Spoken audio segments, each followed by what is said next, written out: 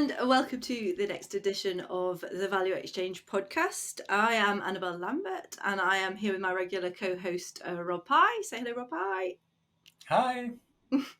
We are delighted today to be joined by Lord Jim Knight, who has spent many years looking to improve a passion for education, served as an MP under the last Labour government, and is really looking to deliver more sustainability, more equitable, more human world through many of the things that he does, but massive passion for education, and also looking to try and move us more quickly to solve the climate crisis that we are facing. So rather than say any more about Jim, I'm going to ask Jim to introduce himself. Tell us a little bit about you, Jim, where you are, where you're from, and what you are about. Thanks very much, Annabelle. So yes, I am sat in lovely Lewisham, a bit of Lewisham called Crofton Park, and it's not many miles away from where I was born and grew up. I was born in Bexley and was educated in Chislehurst, Eltham, Mottingham, that sort of bit of southeast London, which is just down the road from here. And, a very privileged upbringing on the face of it anyway. My dad was an accountant, met my mum, who at the time was a banker, so they were both sort of grammar school educated, followed their destiny into the professions, made the sacrifices that they chose to make as parents to fund my brother and I to go to private school, which then delivered on its function of getting us into a good university. We both went to Cambridge. We were the first in our family to go to university, and that was all sort of lovely, I guess, if somewhat unfair on everybody else. But I then formed a theatre company in my final year at university. My passion at the time was theatre and the arts. I'd been in Oliver in the West End as a teenager for 6 months, 6-9 months, despite studying geography, I basically spent my time acting when I was at university, and that employed me for a few years afterwards until I discovered that despite some amazing art that was in the 80s, very political, very critical of the Thatcher government here in Britain, it wasn't actually changing the outcome of any general election at all. And that if I wanted to make change in my town, in Warminster I was living in at the time, where there was a threat to our local hospital, and I found myself heading up a campaign to save that ward for the elderly, mentally ill, and we won the campaign, and I loved it, and it proved to me a better stage for my skills than theatre. And I got a job with a next door neighbour selling telephone directory advertising. I ended up working for that business for 10 years, which was terrible, very boring. But I learned a lot about how to sell, about how to read body language, how to cope with rejection. And at the same time became mayor of Frome and a local councillor, and learnt a lot politically to equip me to become an MP and then a minister, and now a member of the House of Lords. And whilst I was a minister, I was an environment minister, and Tony Blair rang me up and said, I want you to be schools minister. And then my sort of passionate relationship with education began. I did that job for 3 years as schools minister. And after going into the Lords, I've sort of remained with education and technology ever since, really. And that's broadly taken me to where I am now on my 4th/5th career, depending on how you define it. And in terms of the natural environment, you told us a story about Orkney and holidays, and we were talking about what we've been up to in August, just in prep for this show. It was really, really moving, and I think that part of the helping to make the world a better place has to come from the first person, you Yeah. experiencing it personally, whether that's about social change, political environment, sustainability. Yeah. And the story that came to mind earlier was about 7 years in Orkney, and it was just, would you mind just sharing that story again for No, the not audience? at all. And I'd give it a slight preamble in that I was sat last week in our new living room that we're in the middle of building for we're fortunate to have a place up there, looking out across to Marwick Bay and the Atlantic, next stop Canada, and talking about with my wife Claudia about in a way that my academic education didn't really equip me with much of a sort of real emotional relationship with music, poetry, or art, fine art for that matter. And she talked about, well, it has to connect with you emotionally, and what connects with you emotionally, and and that view connected and connects with me emotionally, and that goes back to the first lockdown in 2020, and we made a decision spontaneously, very, very spontaneously. As soon as, as it became clear the schools were going to close in March 2020, Claude and I said, well, if it's announced tomorrow that the schools are going to close as we think, then we're going to get in the car and we're going to go north. And that's exactly what we did. We got to the ferry at Thurso, and heard on the 6 o'clock news on the radio that the pubs were closing, and we got on to Orkney, and on that Sunday, Nicola Sturgeon announced that visitors were no longer welcome. So we got there in the nick of time, and we stayed there until the summer solstice. So we witnessed spring playing out in that beautiful place. And Sturgeon dictated, understandably, that they didn't want anyone going off in their cars to go for walks, but you could take exercise. So we had a 5K circuit that we walked along the cliffs and back to home. And we just had the most privileged time of seeing the migrant birds return. The Arctic terns, the migrant species with the longest journey in the world. They go north from the Arctic to the Antarctic and back again every year. We saw the puffins, the great charismatic birds, come back to the cliffs.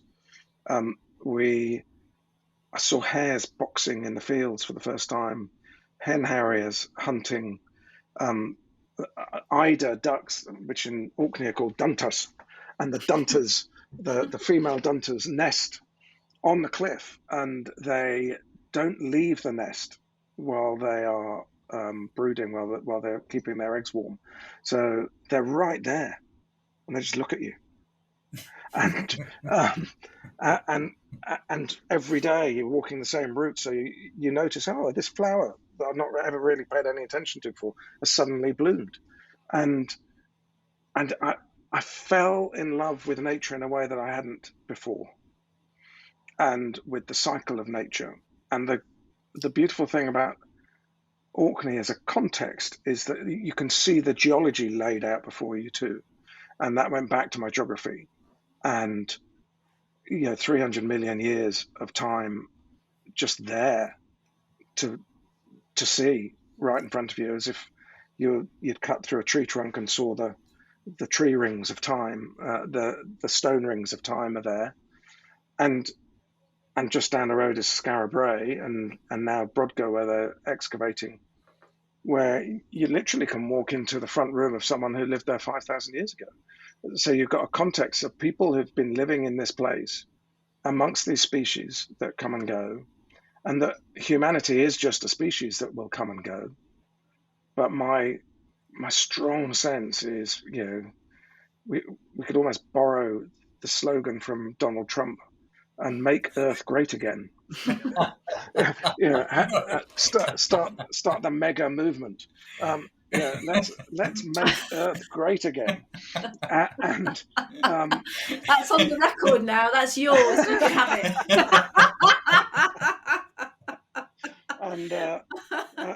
And just keep our place as a species on this planet going somewhat longer than it's set to at the moment, because nature will just discard us. Nature is, if there is a God, it is nature, and it is a force beyond our control, and it will discard us if we are too much of an existential threat to the planet.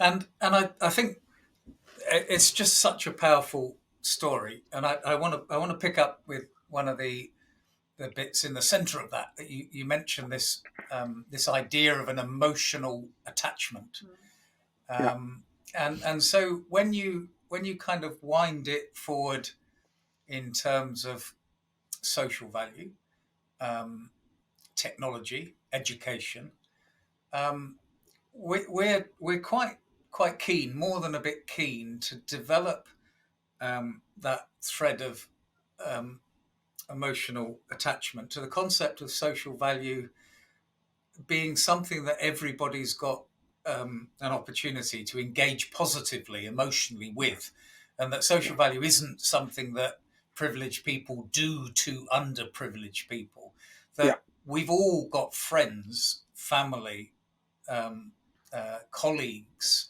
people that we know, people that we don't know, and that same sense of empathy and emotional connection is possible at a very, very human level. And even going further than that if you find it personally at an emotional level, you can kind of then scale your impact, because this isn't an alien concept. Nature is not alien. All you've got to do is find a tree and get out there and go and look and breathe and spend some time with people who maybe not like you, and just spend some time with people. So you then we touched upon, but without going deep into, if we're gonna look at the next 10 years and making some impact, technology and education are two things you feel quite passionately about, that have the opportunity to kind of make a difference. And I just wondered if we might start unpicking that a little bit, unrehearsed, just having a chat about that, because it's a subject dear to my heart, as nature is. But I'm a tech, anything tech, But education, obviously, hugely important. How do we make an impact? It's not about iPads in schools, presumably. That no, it's about. What are your thoughts there? It's about doing. There's an academic a while ago, a guy called Ruben Puentedora, out of Boston, and he had this idea that technology and education, it can add or it can subtract, and if you use it to just substitute something new for something old, or merely augment, then it's probably going to have a negative value, because it's just a distraction. But if you modify pedagogy, or you redefine it, you do something that was previously inconceivable, in his words, then you have the potential to really add value using technology. And my sense is that our education system as a whole actually is a creature of the industrial age. Is this a kind of sorry to interrupt, a Ken Robinson kind of, it's a bit broken, and is it which sort yes, of, Ken is and was an inspiration. It was 3 years a couple of weeks ago since he died, and I'm in touch with his daughter Kate, who sort of carries the flame, and yes, she and I are part of a movement of people who strongly believe that the education system isn't fit for purpose, that it has a purpose born of filtering people to go to university, and those that can't get to university because the filter doesn't work for them. It was kind of okay at the time, maybe, because there was plenty of other work to be done in the factories and elsewhere in the industrial age, but it really doesn't work anymore. And it's a system obsessed by knowledge. And I tried to, as a result of that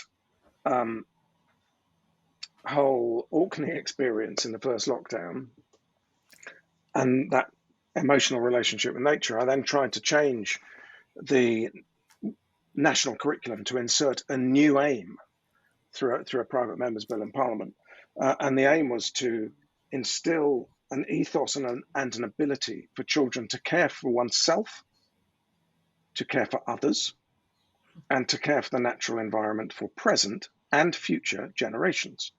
So, unpacking all of that is what you were talking about earlier, Rob. It is, we have to be better at looking after ourselves.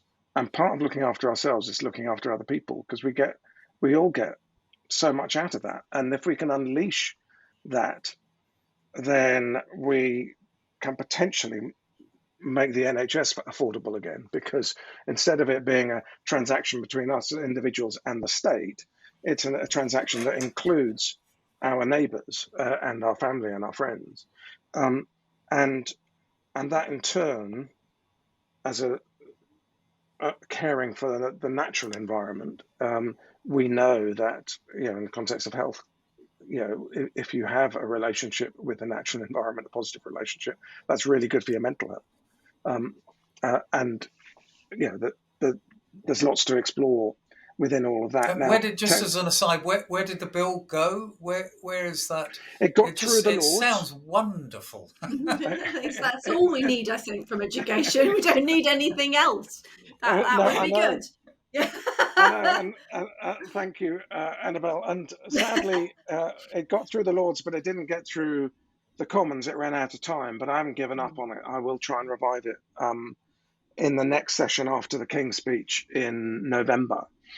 So I haven't given up on it. And actually, we've got a commitment from the Labour leadership to do that or something similar if they were to come into power. So we're getting some traction around the idea.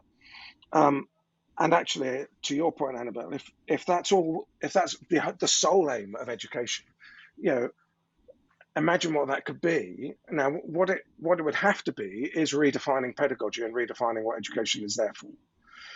And then you have to bring in technology, because one thing we do, teaching is the biggest single profession in the world, but there still aren't enough of them. And what we know how to do in teaching terms is deliver knowledge. We know how to teach knowledge and test knowledge. And that works pretty well for about a half, 2/3 of kids. It leaves the other third somewhere else, which is a catastrophe. But we know how to do that. Now, if we want to do something different, that is harder to teach. And so you would need to give teachers the tools that allow them to be able to do that. And I think we're now starting to see, with various forms of artificial intelligence, not just generative AI, but some of the pattern recognition technology, some of the machine learning technology, that in combination you could create the possibility of really augmenting the power of human teachers and allowing them to teach a very different sort of curriculum and assess some very different sorts of things. I was looking at an AI tool today, which is embedded in the browser. And it doesn't capture data, it doesn't do anything scary, but it does recognize in faces emotional reactions. And as a tutoring tool and as a training for interviewing and all sorts of other things, it's very powerful. It's very interesting. Now, that sort of technology, coupled with generative AI, coupled with some of the machine learning that you might have about individual learners, you could do amazing things in being able to teach things differently. But the fact that you've got emotional recognition now, if you want to embed social and emotional learning into our school system, as I think we must if we want people to care for themselves and for others and for the planet, that kind of thing is really helpful for teachers. Yeah, and it again, careful not to spiral too much into the tech bit, but um, experiential learning, rather than explicit knowledge Yeah, regurgitation, is hugely important as a practical skill, as a life skill. And our Young Leaders project, when we employed 60 youngsters, it was all about letting them do the work that they imagined, yeah, that they might be interested in, and using an online environment, using technology to bring organizations and other people together to just work on stuff. yeah, And in it was some of these sort of massive inevitable societal shifts, where we society are not necessarily very well equipped with the tools to do that, technical and practical. So as an example, there's a government policy on social value. So if that policy was to make it into schools, it's kind of similar to a policy in procurement. With government procurement, there's this thing called the Social Value Act, where if you're selling to government, 10% of the score will immediately go down to what are you doing outside of the contract to deliver some social value. Yeah, give some yeah, unemployed people a job, work on education in schools, community development, that kind of thing. yeah, But businesses haven't really been doing that. Labor for them has been a commodity like oil, where they've shopped on the market. They've got, somebody with the right skills and experience and done what they've had to do. They haven't really been engaged in the bigger community bit. And, the technology must have a role to play, an opportunity in schools, in organizations, to help us do things, to work, to experience. One of the very simple examples of that would be the way I've seen youngsters learn from YouTube. So yeah, if they want to do stuff, they don't do a course often. They just watch a how-to manual on YouTube and undo the washing machine and give it a go. Do you yeah. see a lot of more of that is needed in schools? Is it, how would it manifest itself inside, outside the curriculum, in this sort of use of technology? Is it more Uh, practical? Is it more? yes, I think we need more experiential, more practical learning, more learning in different sorts of settings. Learning outside, learning in nature, learning inside. Um, I think one of the things the pandemic um, showed us is obviously some of the pitfalls around being too dependent on technology, and the data poverty and the digital poverty that and widened some of the advantage gaps. So we've got to make sure we go about this in an equitable way. But it also showed us that there is a latency attached to home, and pre-pandemic, uh, starting out in the States with a couple of chemistry teachers in Colorado who coined the phrase, but they explored something they called flipped learning, where you flipped the relationship between homework and schoolwork and said to learners, well, we've made this video with the instructional element of the class, and we want you to watch that at home and learn about it at home, and then come into the class ready for us to then apply that learning. Nice. And that, so you do the homework in advance, and then you come in, and then you're maximizing the opportunity of the expertise of the human teacher, who can see who's watched it and who hasn't. There might be a little bit of a quiz at the end, so they can see roughly who gets it and who doesn't. And they then know how to differentiate and how to best allocate their time. And they can create some really exciting group work that applies the theory that's been taught online and bring it to life. And that basic principle, it's not, they weren't the first people to do that. People were doing that with books. Teachers have been doing versions of that, but they branded it well, and they properly thought through how to use the technology in that way. And I'm a big fan of that. as a way of thinking about how we use the time and space of the school as a convening of people to come together and to share the knowledge that they've learnt and to celebrate it and apply it and make stuff with it and do stuff and make school a really exciting place where you all come together and go, oh yeah, this is the social end of learning. This is fun.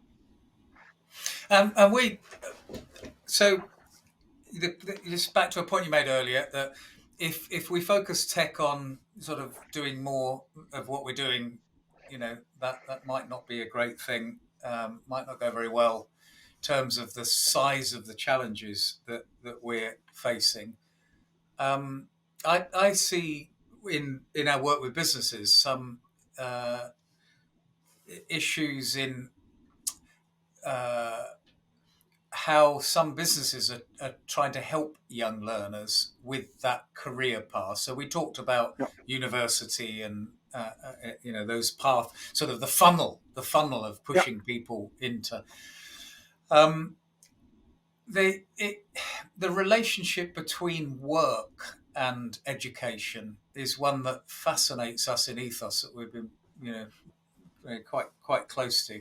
And a number of businesses are getting closer to schools, helping young people with CVs and careers advice, but a lot of what they're doing is how do we funnel you into that, this is what it's always been like, rather than reconceiving it together. And one thing that we did with young leaders, people who'd had some work experience, been out of work or whatever, is we got them to write their own job descriptions, as in, what is it that you would like work to be for you?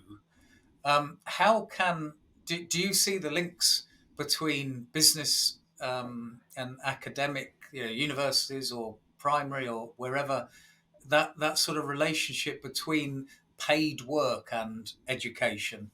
How do you see the opportunities in that space developing in an ideal world, in a good world, in a bad world? It's kind of like a, And I think also, I mean, in our podcast today that we released, there was a comment, by Simon where he said, I don't know, maybe 30 years ago, 35 years ago, the policy was there needs to be more engagement with employers, and he felt now, 20 years on local government, that actually nothing had changed about the engagement between education and employers, and just it's nothing's changed. So even though we should have more, everybody feels we should have more. And you could argue it's got worse in that we used to have a network of education business partnerships around the country that had a pretty good stab at these things. But look, I think it will change. It has to change. It is changing, whether government and education like it or not. Frankly, if I look in the States, I see much more innovative practice by higher education than we do here. We do in the UK see the growth of degree apprenticeships to an extent, and sadly, in a way, the privileged middle classes are getting much better at accessing those, and so it's not necessarily doing the social mobility job, but as a sort of core proposition, why borrow £50,000 to go to university and get a degree when you could get a job and earn money while you get a degree? Purely on a financial level, it's a bit of a no-brainer. For the employer, what we're seeing in the States, for example, there's a partnership a few years ago between Starbucks and Arizona State University, where if you'd been working for Starbucks for longer than, I think, 3 months at any level, cleaner, barista, barrister, whatever your job at Starbucks was, I've used that line before, Annabelle, sorry. Practice. Then you qualified to have for Starbucks to pay for a bachelor's degree online from ASU, and so that people were able to access higher education through their employer.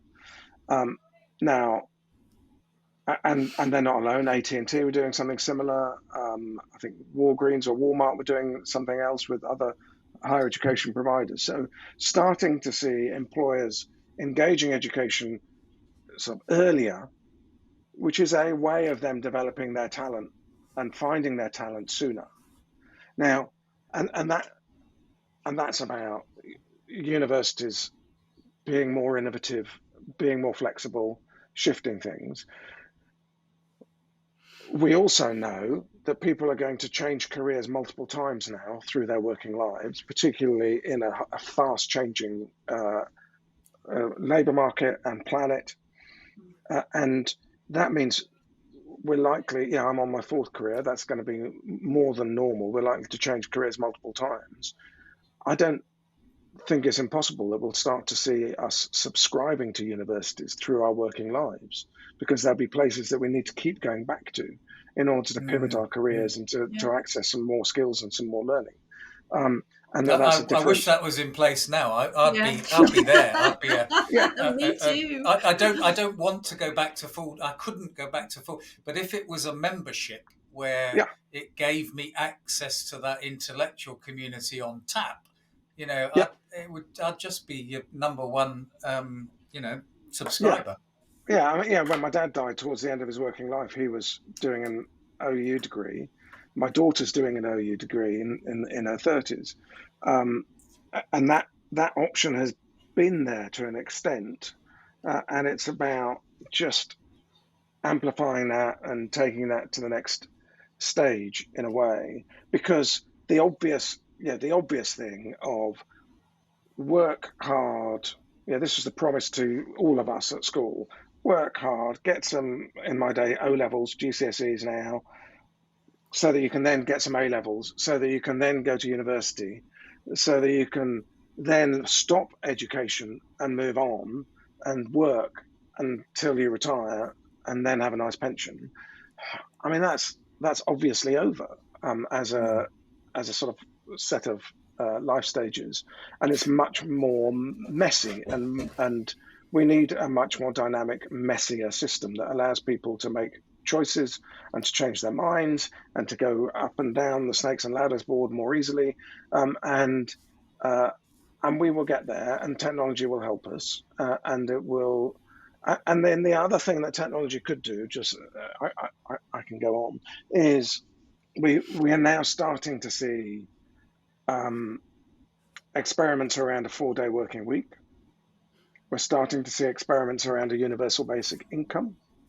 Yeah. Are we going to move towards an economy where technology, AI, robots, etc., do quite a lot of the work, particularly the boring work? This is the sort of utopian vision.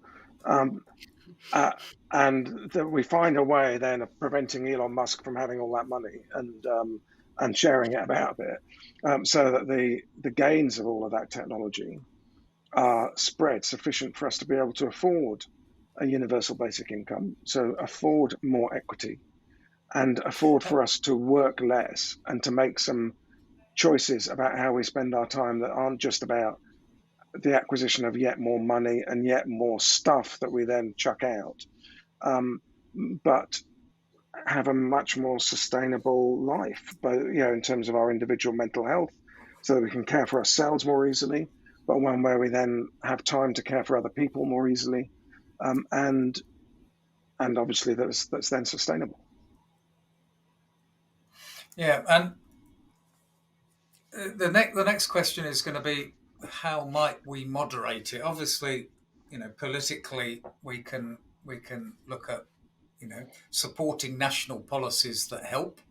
The idea about the schools one earlier, moderating Elon Musk, good luck with that.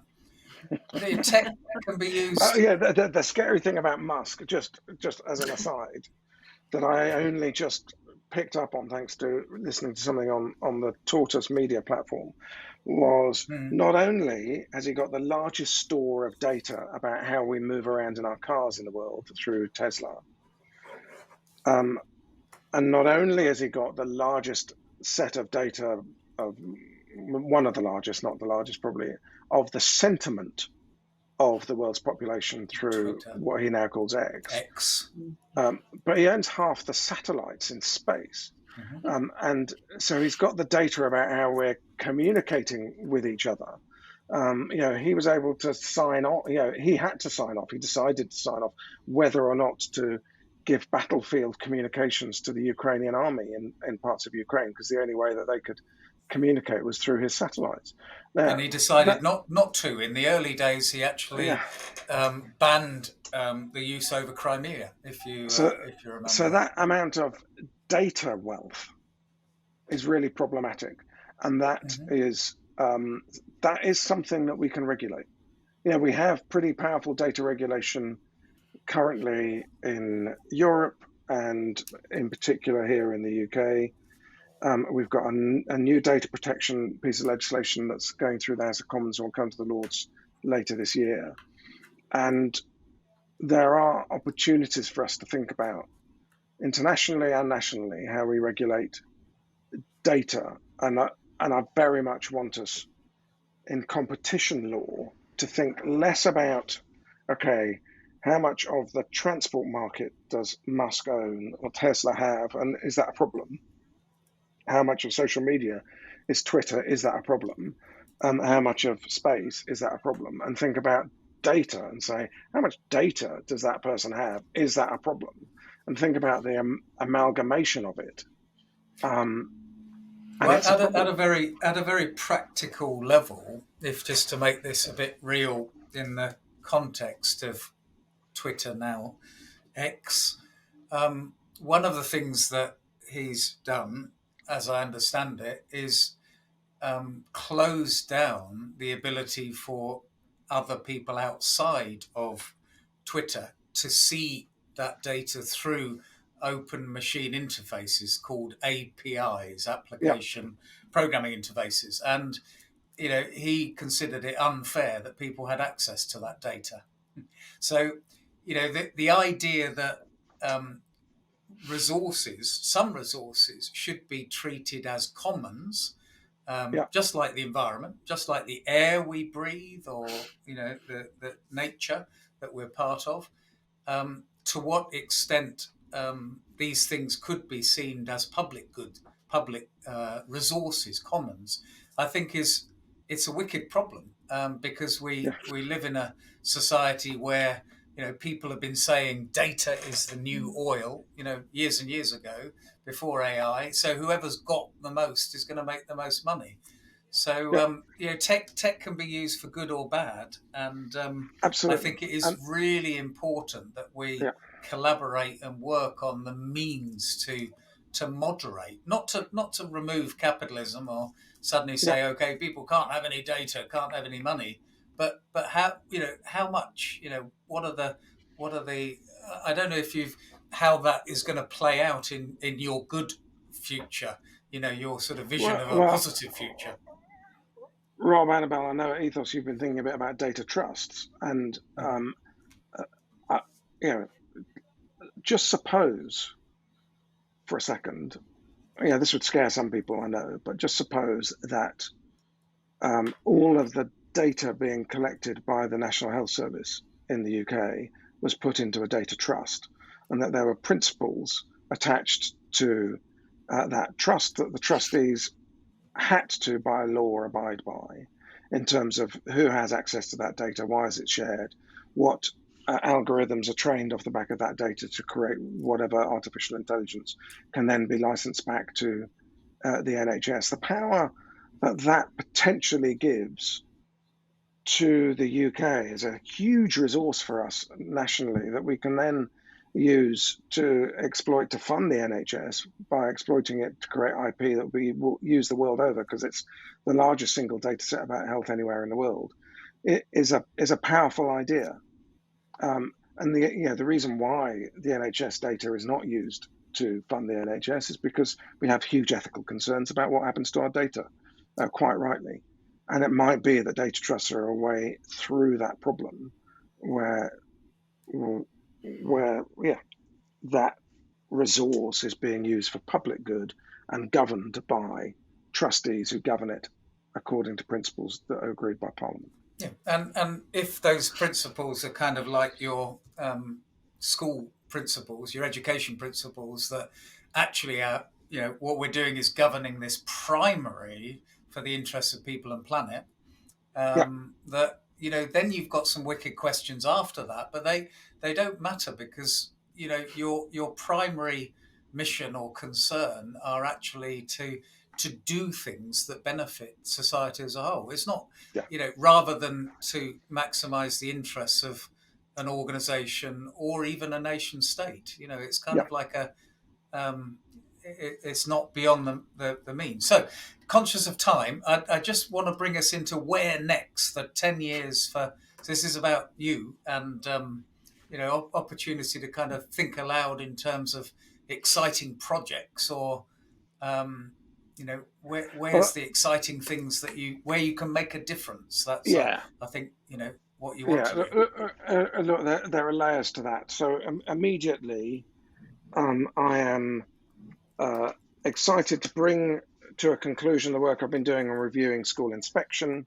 I'm excited and hopefully influence a change to that will be part of then a wider piece of work that I want to be involved in terms of how we retain more teachers in the profession and attract more teachers in, because we can't do anything without teachers. The education service is the one future facing service. It's our national hope service, if you like, and we have to really fuel that with as good a set of people as we possibly can. And any And quick sound bites on what we can do to help support the teachers? Where's the need? In what can we do to help?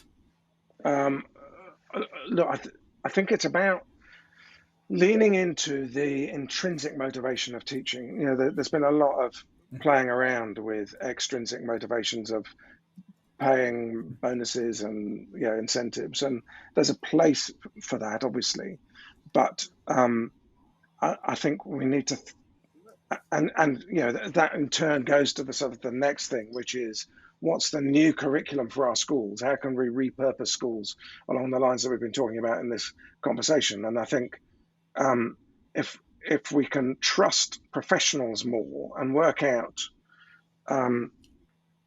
how we help schools that have quite a lot of existing freedoms in the curriculum to use those freedoms more, how we work out how to get parents to be comfortable with perhaps their children having slightly fewer GCSEs. They don't have to have 12. They could have 8. They could have 5. Yeah, that'll do. And free up a bunch of time, and think about the 16 to 18 experience that might not always be about A levels and university. It might be about other routes into really rewarding work. And then you can, so there's a private school in Hampshire called Bedales that's always been one of the more free-thinking liberal private schools. Now, they, some years ago, said, oh, actually, our kids need only do 5 IGCSEs, and they'll do Bedales assessed qualifications on top of that, and we'll persuade universities that they're valid. And they've successfully landed that. Wow. With universities. Wow. And so they've said to teachers, what do you want to teach? If you want to teach metalwork, if you want to teach choral song, if you want to, what are you passionate about? What do you really, what would make you really want to get up in the morning and teach it? And I went to Bedales and I ate sausages from meat reared by the kids themselves with their own pigs in their own gardens. We ate in a barn that they'd reconstructed, that they'd been gifted, and they had to move across the country and then reconstruct as an old medieval barn. From a barbecue that had been made by the young people. These are kids, Very inspiring stories, it's hugely great. inspiring It's stories. great, that. And there's another school, Atlantic College in West Wales, where this September they're starting teaching a course that they've got the International Baccalaureate to include in their diploma program, which is recognized by the best universities in the world. And 2/5 of their time, these young people will be thinking about and learning about the big systemic problems that the world faces around food and biosecurity and migration and so on and so forth, and then tapping into the alumni of Atlantic College and their other friends and collaborating with them, much as your young leaders did during the pandemic, around how they're going to solve those problems, and learning at a systems level how to think about these things and how to take action, and doing active projects. So they're not going to be assessed by exams in that. They're going to be assessed differently. And again, these bits of innovation are starting to happen, and they're so exciting. And you're kind of going, oh, I wish I could go and be young again and do that. And that's what gives you hope. Yes. Well, I don't know how we're going to edit this down. There's just so much in this. Annabelle, I'd kind of leave you for. I've got nothing else. Well, I've got two comments from ages ago in the conversation. Was just your mention of the technology which assisted emotional. I have my own story about lockdown and technology, where my son was fine in a classroom. He was fine. He was almost not invisible. That's unfair. He wasn't invisible, but because he was fine, he was fine. And then he introduced technology between him and the school, and everything went downhill. And I know it did for a lot of children, but then discovered that he has dyslexia because of the technological intervention between him and the school. So, I mean, amazing stuff that technology could out for these people who, not struggle, but often, the normal academic route challenges, and you need to have provision and support and whatever you need to, help young people find their own pathway. I'm obviously quite a supporter of doing things differently, and not everybody needs to be on this pipe into university and industrial. I agree, like wholeheartedly. So that was for me, just a thought, an additional thought to what you had said, and there is interesting diagnostic power in some of this technology too, and that could really help teachers. If we're starting to use some of these tools more, there are other things that they can learn about the way people are behaving, the way that they're answering things, how long they take, where their mouse is moving on the screen when there are certain questions. There's all sorts of inference that can be had that then can give some diagnostics to teachers, which are invaluable. The other thing that, from what you were just talking about, how empowering teachers to understand what they get, because when you're passionate, it flows, doesn't it? To your behaviour becomes the behaviour of others, and so on. But for me, I have always positioned education as probably one of the most valuable roles in a society are the educators, and I feel that they are undervalued, either just through how people think about teachers and what they're doing, as well as financially. I'd rather be paying 200k to a teacher than I would to a banker, to be fair. Because I feel the value they deliver to society is much greater. I'm not against banking; it has a role, in society. But just making more and more money is not, as we've said, not the answer. I'm going to take the thought with me. What do you want to teach? I think that's You wouldn't be allowed in a classroom. Oh yes, here we go. Anyway, thank you for that, Rob, and huge thank you to you, Jim, for joining us today. A wonderful conversation, and so until next time, we'll just wave goodbye and say bye-bye. Thank you, bye-bye.